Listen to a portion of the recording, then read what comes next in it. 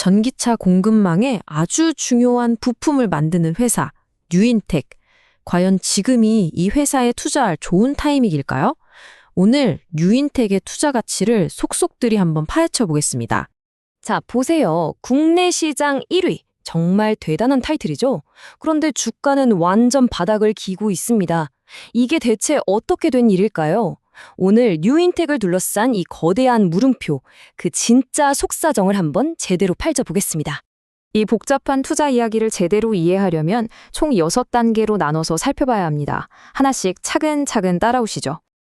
네, 그럼 첫 번째 순서입니다. 오늘 이야기의 핵심이죠.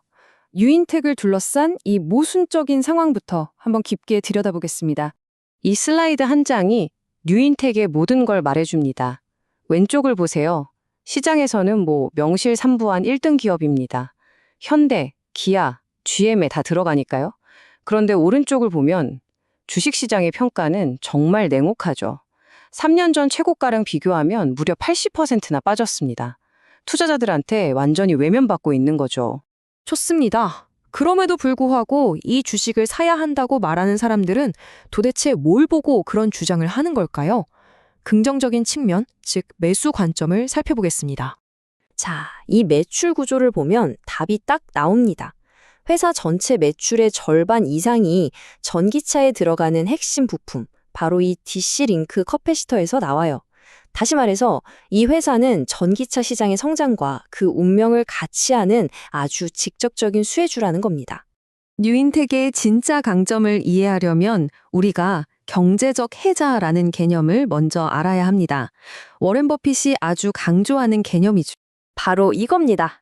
뉴인텍의 강력한 경제적 해자는 바로 수직 계열화예요.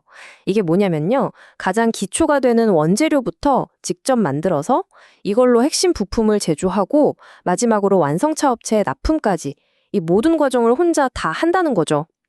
이게 왜 중요하냐? 당연히 원가 경쟁력에서 압도적일 수밖에 없고 공급망도 훨씬 안정적이겠죠? 다른 회사들은 절대 쉽게 따라올 수 없는 정말 강력한 성벽을 쌓아놓은 셈입니다. 지금 잘하고 있는 전기차 사업 말고도 뉴인텍의 미래를 확 바꿔놓을 수 있는 잠재적인 카드들이 3개나 있습니다. 자율주행 카메라 부품 시장 진출, 글로벌 완성차랑 직접 대규모 계약을 따내는 것, 그리고 현대차의 차세대 플랫폼에 부품을 공급하는 것. 이 중에 하나만 터져줘도 기업 가치는 완전히 달라질 수 있겠죠? 자, 지금까지는 장밋빛 미래를 이야기했다면 이제는 아주 냉정한 현실을 마주할 시간입니다. 주가가 왜 이렇게까지 떨어졌는지 그 심각한 위험 신호들을 하나하나 짚어보겠습니다. 이게 가장 근본적인 문제입니다. 이상하죠? 매출, 그러니까 물건은 계속 더 많이 팔고 있는데 회사는 매년 돈을 까먹고 있다는 거예요. 장사를 하면 할수록 손해를 보는 구조라는 건데 이건 정말 심각한 문제입니다. 이 차트를 보시면 회사의 현금 흐름에 빨간불이 들어왔다는 걸 알 수 있습니다. 단기 빚을 갚을 능력을 보여주는 유동 비율이 계속해서 나빠지고 있죠. 쉽게 말해서 회사 금고가 점점 비어가고 있다는 신호고 갑자기 돈이 필요할 때 위험해질 수 있다는 뜻입니다. 투자자분들이라면 이건 정말 눈여겨보셔야 합니다. 딱 3가지 리스크가 있어요. 첫째, 오버행. 50억 규모의 전환사채 때문에 나중에 주식수가 늘어나서 내 주식 가치가 떨어질 수 있다는 위험이에요. 둘째는 지배구조 문제입니다. 회사 돈이 대표이사 개인 회사로 흘러갔다는 건 투명성에 큰 물음표를 던지죠. 마지막으로 계속 돈을 못 버니까 생기는 감사 리스크. 회계 감사가 까다로워질 수 있다는 겁니다. 결국 이 3가지가 주가의 발목을 꽉 잡고 있는 핵심 원인이라고 볼 수 있습니다. 자, 이렇게 회사의 속사정을 들여다봤으니 이제는 시장 참여자들의 심리가 그대로 나타나는 주가 차트를 한번 들여다볼 시간입니다. 차트를 보면요, 지금 거대한 줄다리기가 벌어지고 있는 게 보입니다. 아래쪽으로는 400원 근처가 여기는 절대 안 돼 하고 버티는 강력한 바닥, 즉 지지선 역할을 하고 있고요. 위쪽으로는 800원이 넘어가면 더는 못 올라가 하고 막는 무거운 천장, 즉 저항선이 버티고 있습니다. 주가는 지금 이 좁은 공간 안에서 어느 쪽으로 갈지 방향을 찾고 있는 거죠. 아니, 이렇게 돈도 못 버는 회사의 가치는 대체 어떻게 매겨야 할까요? 애널리스트들은 이럴 때 어떤 방법을 쓸까요? 이익이 없으니 이익을 기준으로 하는 평가는 불가능합니다. 그래서 대신 회사의 순자산, 그러니까 지금 당장 회사를 다 팔았을 때 주주들에게 남는 돈이 얼마냐를 기준으로 평가합니다. 이게 바로 PBR, 주가 순자산 비율인데요. 지금 이 수치가 역사적으로 가장 낮은 수준이라는 건 적어도 자산 가치에 비해서는 주가가 엄청나게 싸다는 뜻이 됩니다. 그래서 분석을 종합해보면 유인택의 미래는 크게 세 가지 길로 나뉩니다. 가장 좋은 시나리오에서는 1,200원을 훌쩍 넘어설 수도 있고 최악의 경우에는 300원 아래로 떨어질 수도 있다는 거죠. 그럼 이 운명을 가르는 핵심 열쇠는 뭘까요? 네, 바로 단 하나입니다. 이 지긋지긋한 적자에서 벗어나서 흑자 전환에 성공하느냐 마느냐 모든 게 여기에 달려 있습니다.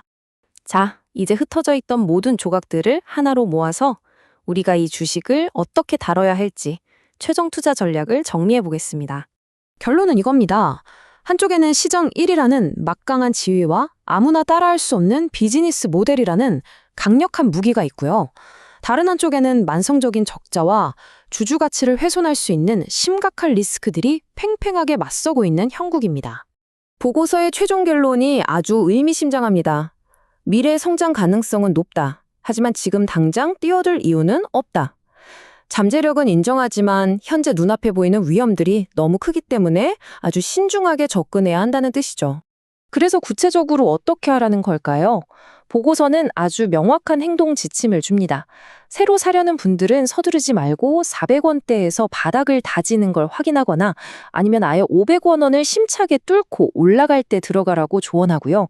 이미 갖고 계신 분들은 399원이 깨지면 무조건 손절하고 만약 1200원 이상으로 올라간다면 그때부터는 조금씩 이익을 실현하라는 겁니다. 핵심은 섣부른 예측이 아니라 확실한 신호를 보고 대응하라는 거죠. 결국 오늘 분석은 여러분께 하나의 전략적인 질문을 던지고 있습니다. 여러분은 더 큰 수익을 기대하며 지금 이 위험에 과감히 베팅하시겠습니까? 아니면 회사가 스스로 안전하다는 것을 증명해 보일 때까지 차분히 기다리시겠습니까? 선택은 여러분의 몫입니다.